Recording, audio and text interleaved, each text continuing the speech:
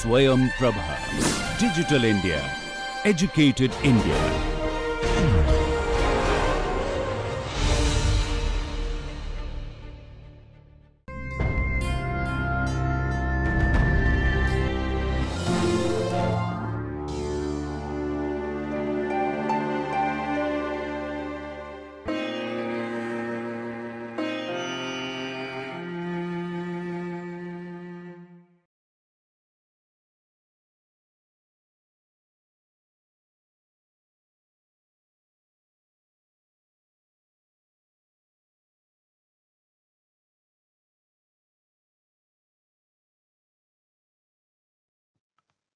Hello dear students, I am Dr. Mona Semalti from HNV Garhwal University, Srinagar Garhwal. So dear students, I welcome you all in this subject dispensing pharmacy, Pharmaceutics I. And in this module, we are going to cover introduction to dosage form, their classification and little introduction to all the dosage form in pharmaceuticals. Okay. After going through from this module, you are going to learn about introduction to dosage form, their classification based on the routes of administration and based on their uses. So we will discuss all types of dosage form and their concept in this module. So this is going to be your lesson plan. We will see introduction to dosage form first and then we will see their classification and different types of dosage forms. So dear students, introduction to dosage form. So before explaining you about introduction to dosage form, let me explain you little. When we all fall sick, what do we take? We take medicine.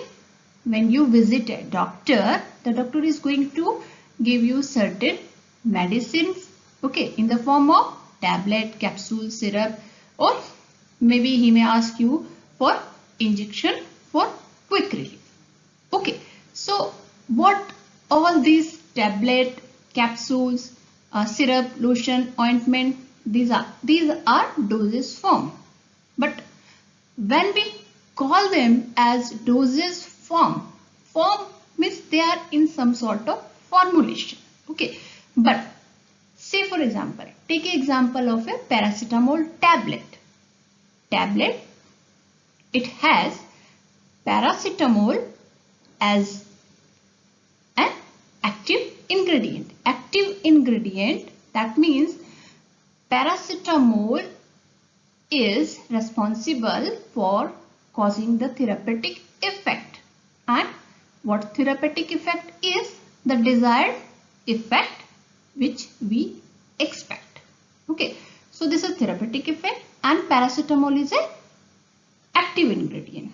But there are certain other things in the formulation. Those are called excipients, and these excipients are going to help paracetamol to be developed, to be manufactured in the form of a tablet. So that is why it is called dosage form. So likewise, there are different types of dosage form in pharmaceuticals. So we are going to discuss them all. Now, dosage form, as I explained you, is a combination of drug substance and other excipients to facilitate dosing, administration and delivery of medicine to the patient. Okay, facilitate means dosage form, why it is needed? Because raw paracetamol we are not going to take, or it's very difficult for us to take raw paracetamol or an active ingredient, only active ingredient. So for conveniency, for facilitation, for dosing, for dosing administration, it is required that it has to be formulated in some sort of dosage form depending on, and it depends on the various factors which also we will discuss. Okay, so dosage forms, they are designed to attain safe and therapeutic effective response each time they are administered within the appropriate regimen. Okay, dose regimen is the frequency or the entire process of administering the dosage form. Say for example, BID, TID, 2 times a day, 3 times a day. So this is about the dosage regimen. Okay. Now, each type of dosage form, it requires several component. As I discussed, it requires active ingredient. Okay, fine. And active ingredient of good quality, appropriate particle size, physicochemical form is important. So, and excipients. Okay, excipients, like apart from the active ingredient, the binders, antioxidants, preservatives, okay, and buffeting agents, all these things which we need are called excipients. So they are basically added to ensure the stability, accurate dose delivery, for stability, for accurate dose delivery, and for the good product performance.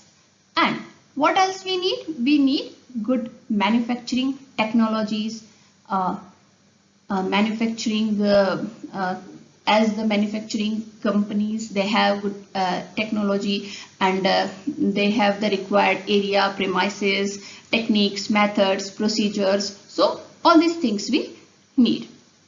Okay, now comprehensive quality assurance parameters are also important for this dosage form to check the quality of this dosage form and its therapeutic efficacy. So, dear students, now moving to the classification of dosage form based on routes of administration.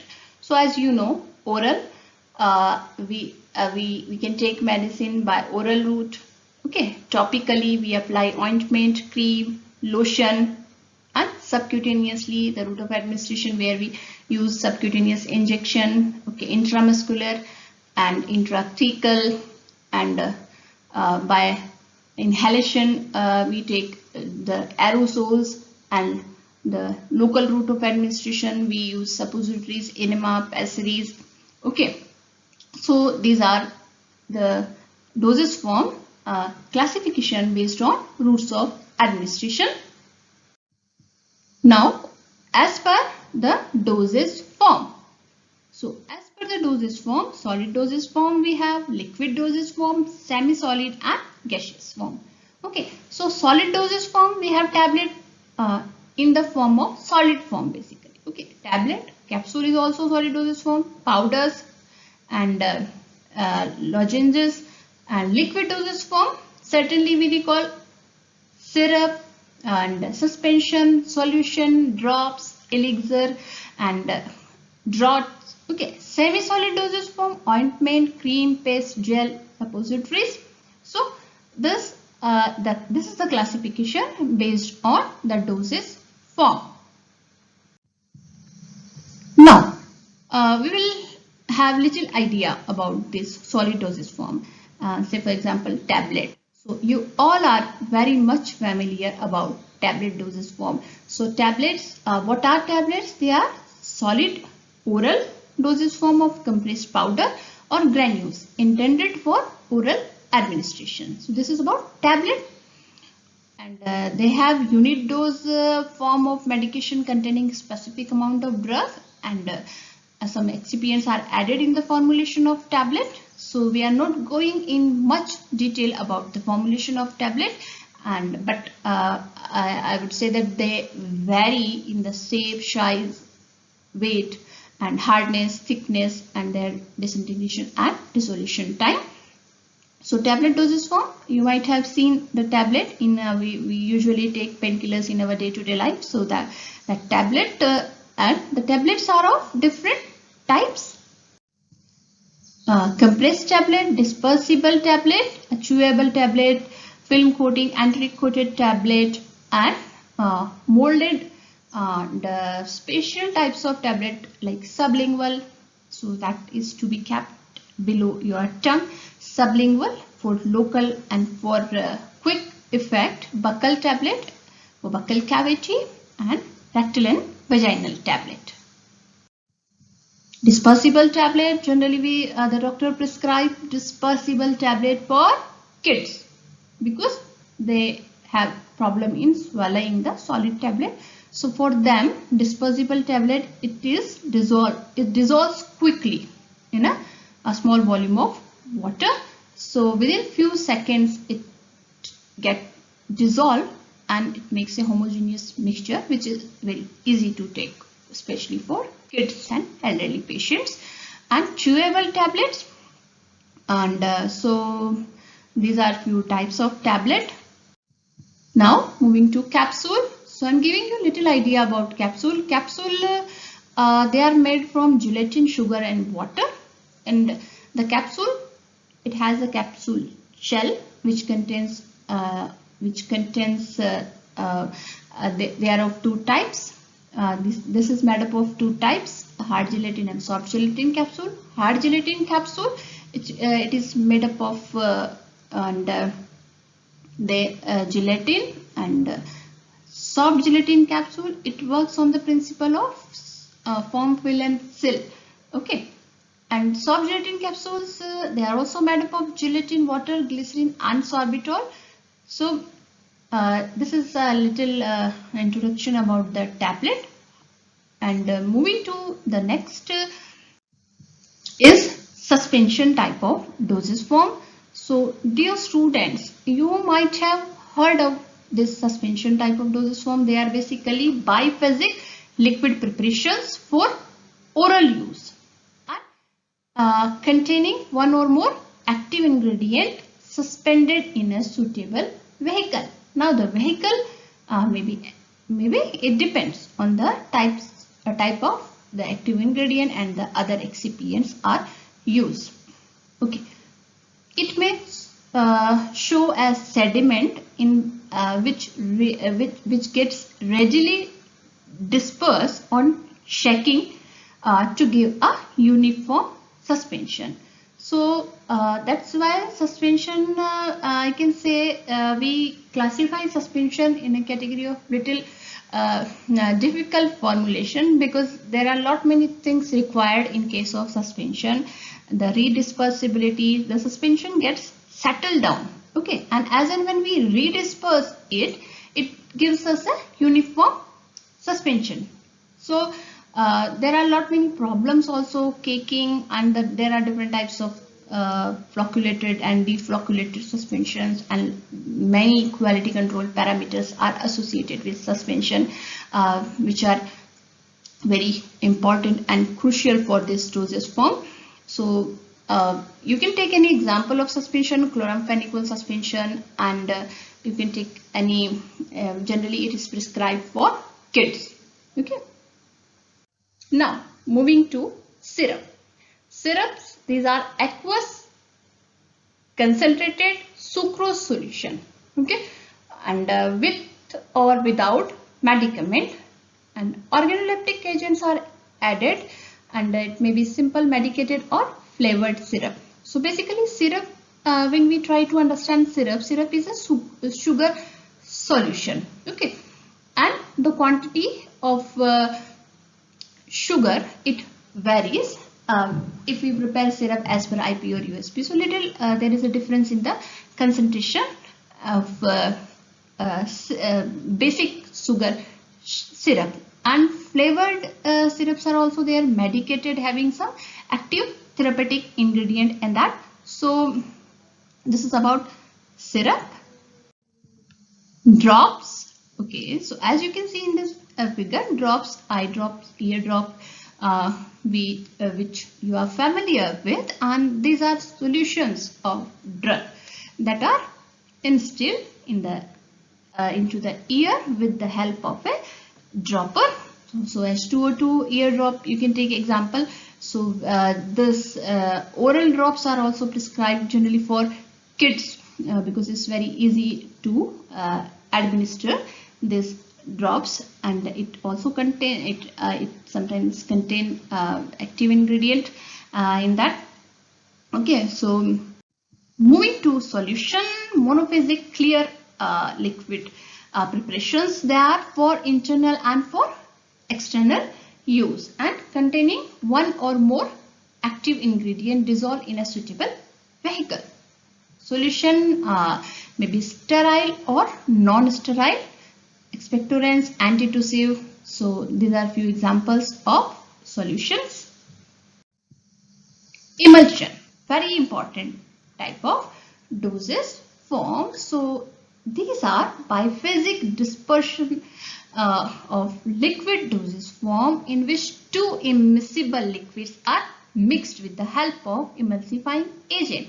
So for example, water and oil. Okay, so emulsions may be oil in water or water in oil type of emulsion, turpentine oil emulsion, liquid petrolatum emulsion, you can take example. And the role of emulsifying agent, which is very important, because without emulsifying agent, the both immiscible liquids will not give you a uniform emulsion. So again, it's very important to know about the different types of emulsifying agents. So dear students, go through from emulsifying agents and their classification, and I will be surely discussing the different types of emulsifying agents in the coming module. Okay, elixirs are clear hydroalcoholic liquid oral preparations of potent and nauseous drug. So they are pleasantly flavored and usually attractively colored preparations. You can take example of phenobarbital elixir. Colloids. Okay, colloids. They are biphasic system in which one phase is dispersed as minute particles throughout the other phase. So these preparations are for external use.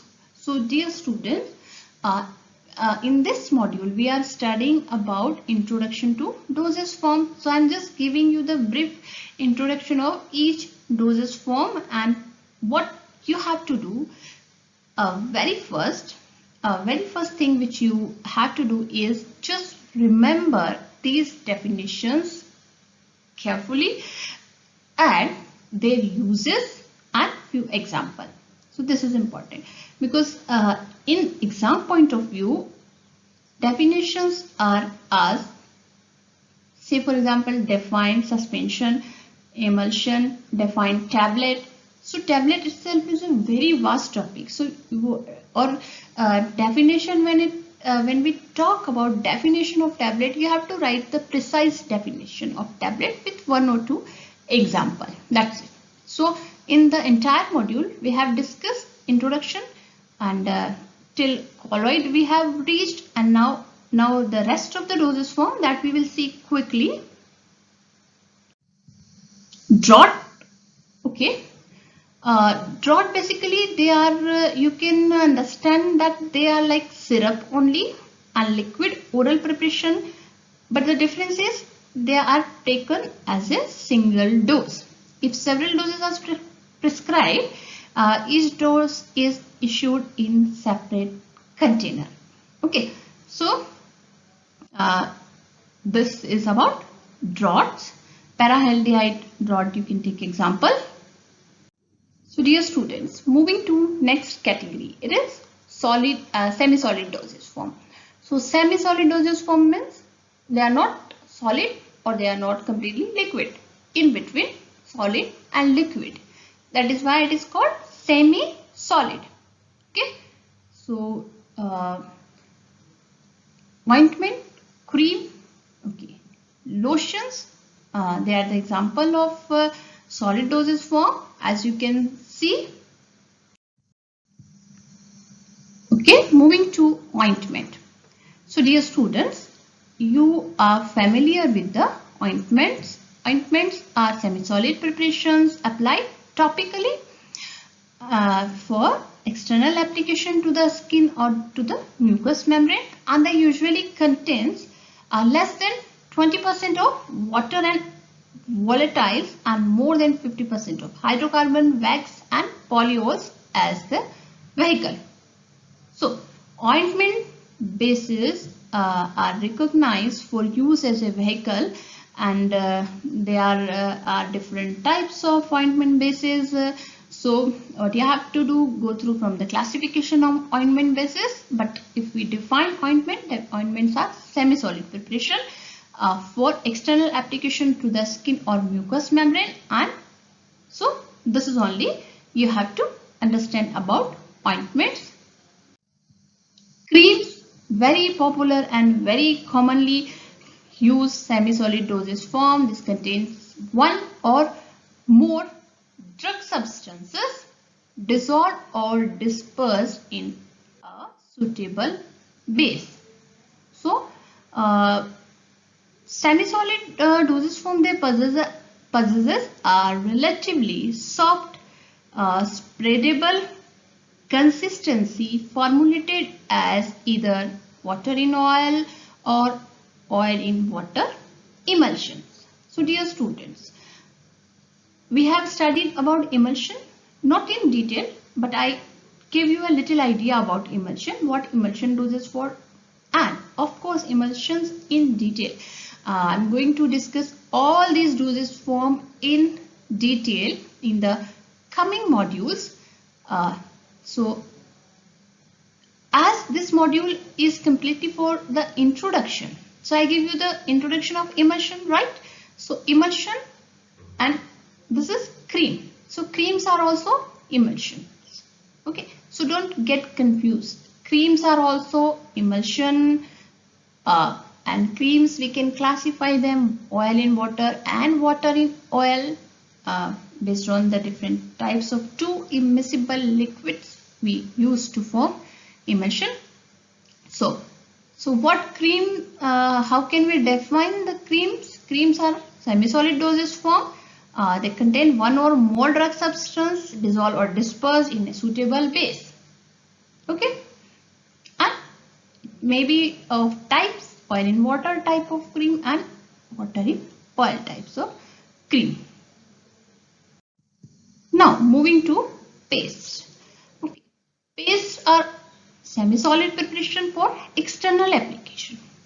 They contain high proportion of active medicaments, and the base may be anhydrous or water soluble base, and a protective coating it is applied in the form of a protective coating. So, and the paste is the good example of paste is the toothpaste, which we use in our daily life. Different. So similarly, different types of paste are available, and so available in the market. And now moving to gel. Okay. So dear students, have you seen gel type of dosage form? Yes, you might have seen gel type of dosage form in the form of generally in the form of ointment. Jellies are also gels, and jellies these are the very important feature about gel is they are transparent or translucent, non-greasy, okay, semi-solid preparations, and used externally mainly. It consists of dispersion of small or large molecules in aqueous liquid vehicle rendered jelly by addition of gelling agent. So here importance of gelling agent, it's very important to understand the importance of gelling agent, which is going to give it a transparent and translucent as well as non-greasy appearance. Suppositories, as you can see in this image, a solid medical preparation in a roughly conical or cylindrical shape designed to be inserted into the rectum and or vagina to get dissolved and to give the localized therapeutic effect. Okay, now moving to the inhalants. So as you can see in the figure, inhalants generally we have So dear students, let me quickly summarize this module. Introduction to dosage form. What are different types of dosage form? Their classification based on the type of dosage form and based on the routes of administration. So based on routes of administration, we define oral, tablet capsule, it's taken orally. Okay, ointment, gels, lotion, they are semi-solid preparation applied topically as well as subcutaneous, intravenous and intramuscular, intrathecal. So these types of routes of administration which is used for parenterals, for injections. Okay, and we discussed about different types of dosage form, solid dosage form, okay, tablet, which is very important and very commonly used solid dosage form, capsule, powder, sachet, these are solid dosage form, and liquid dosage form are syrup, suspension, elixirs. These are liquid dosage form, and I gave you a little introduction about each of this dosage form. And inhalers. I didn't explain you much about the inhalers in this module, but in coming modules I am going to give you a complete description of this inhalants and inhalers. So inhalant is basically dosage form. You can take example of aerosol, which we use in our day-to-day life. You can you can take example of deodorants and perfumes, and you might have seen the asthmatic patients carrying a inhaler which they inhale by pressing, and it has one container. Basically they are pressurized dosage form, and the administration, it depends on the power of the gases, and an actuator is there. When it is pressed, the contents comes out from the container. So it was all about the introduction to dosage form. So dear students, I really hope that you have enjoyed this module, and do remember these definitions with examples. And with exam point of view, I also discussed that you may get a question like the definitions. You may be given 5 dosage form, and you have to give the you have to write the exact definition of these dosage form. So dear students, that's all for this module, and stay tuned for more videos, and thank you so much for watching this video.